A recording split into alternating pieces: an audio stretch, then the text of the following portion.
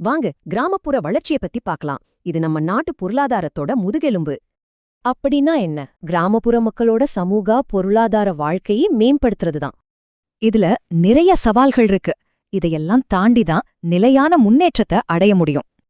இதுக்கு 3 முக்கிய தூண்கள் இருக்கு: கடன், மார்க்கெட்டிங், அப்புறம் பல்வகைப்படுத்துதல். முதல்ல கடன் பத்தி பாப்போம்.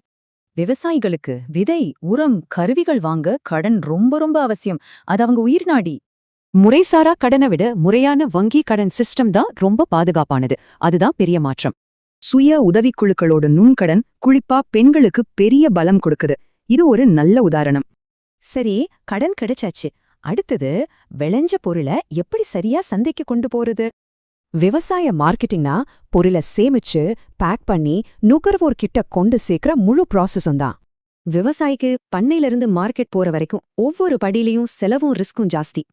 இந்த சிஸ்டம்ல இருக்கிற பிரச்சனைகள்னால விவசாயிகளோட வருமானம் ரொம்பவே பாதிக்குது.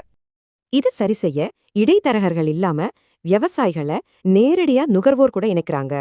இந்த நேரடி சந்தைகளால விவசாயிக்கு நல்ல வருமானம், மக்களுக்கு ஃப்ரெஷ்ஷான காய்கறிகள்.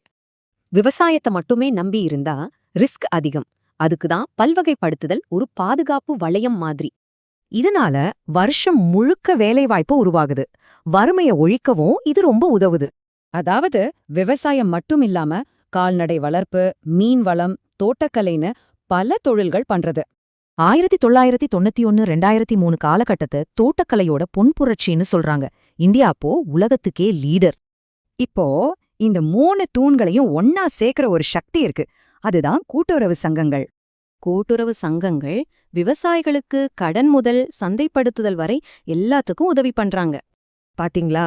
கடன், மார்க்கெட்டிங், பல்வகைப்படுத்துதல், இது 3 ஒன்னோட ஒன்னு இணைஞ்சிருக்கு.